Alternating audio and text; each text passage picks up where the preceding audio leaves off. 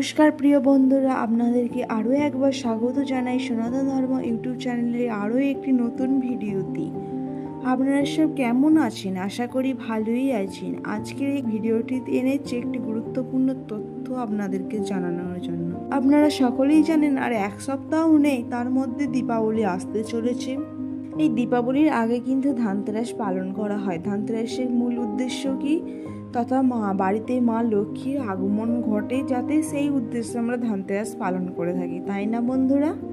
ঠিক সেই সময় এই এক সপ্তাহের মধ্যে আপনারা যদি আপনাদের গৃহে আসা কোনো কুকুরকে খালি পেটে না ফিরিয়ে ওনাকে কিছু খাবার খাইয়ে ফেরাতে পারেন, তাহলে আপনার বাড়িতে মা লক্ষ্মীর আশীর্বাদ থেকে আপনাকে কেউ বঞ্চিত করতে পারবে না।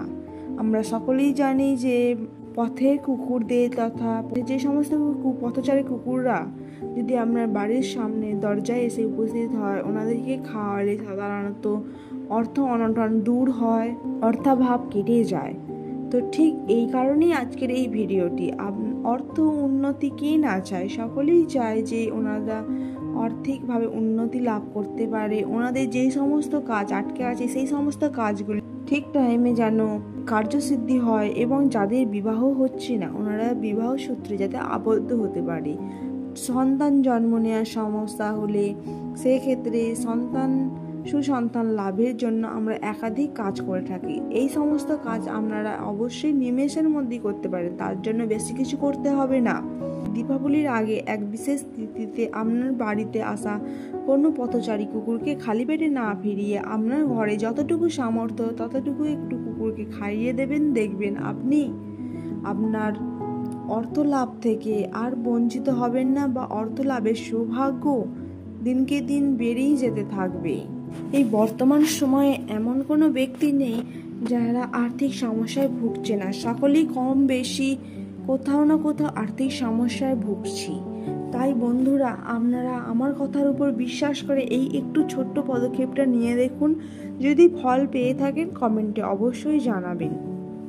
আমি আপনাদের ভালোর উদ্দেশ্যেই এই ভিডিওটি করলাম। ভিডিওটি যদি উপকারে এসে থাকে লাইক শেয়ার সাবস্ক্রাইব করতে ভুলবেন না, কারণ আমরা সকলেই জেনে থাকি লক্ষ্মী হলো চঞ্চলা, এক জায়গায় স্থির থাকে না।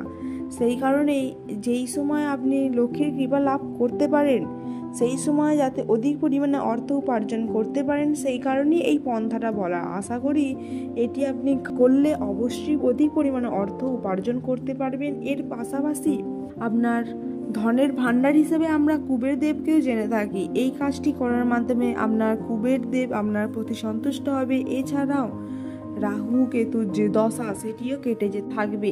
আর আমরা আরও জানি যে এই কুকুর শনিদেবের অত্যন্ত প্রিয়, তো সেই কারণে আপনার শনিও ভালো থাকবে। এটির প্রতি আমি আরও বেশি জোর কেন দিচ্ছি, এর প্রধান কারণ হলো যারা এখনো বিবাহ সূত্রে আবদ্ধ হতে পারেননি বা বিবাহে বিভিন্ন বাধার সৃষ্টি হচ্ছে, ওনারা এই কাজটি একবার করে দেখুন। দেখবেন আপনার বিবাহের সূত্রে বাধা পড়ার জন্য যে সমস্ত বাধা বা প্রতিকূলতা সৃষ্টি হয়েছে তা অনায়াসেই কেটে যাবে।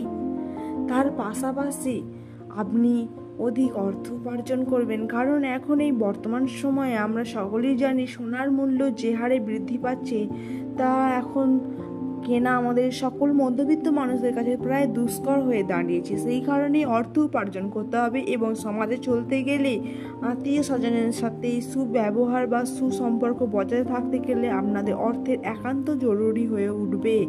সেই কারণেই বলছি বন্ধুরা, এই ছোট্ট টিপসটি একটু কাজ করে দেখুন। কাউকে না জানিয়ে চুপচাপ আপনার ঘরে আসা কুকুরকে না খালি মুখে না ফিরিয়ে একটু সামান্য আপনার সামর্থ্য অনুযায়ী সেই কুকুরটিকে খাদ্য খাওয়ান, এবং এর ফল আপনার রূপে কত দ্বিগুণ পরিমাণে ফিরে আসবে সেটি আপনি কখনো কল্পনাও করতে পারবেন না। তো বন্ধুরা, চললাম আজকের মতো। দেখা হচ্ছে অন্য কোনো এক গুরুত্বপূর্ণ ভিডিওতে। আশা রাখি ভিডিওটি ভালো লেগেছে। ভালো লেগে থাকলে লাইক শেয়ার সাবস্ক্রাইব করে দেবেন, এবং কমেন্টে জানাতে ভুলবেন না যে আপনারা এই টিপসটি ফলো করেছেন কিনা এবং ফলো করে ফল পেয়েছেন কিনা।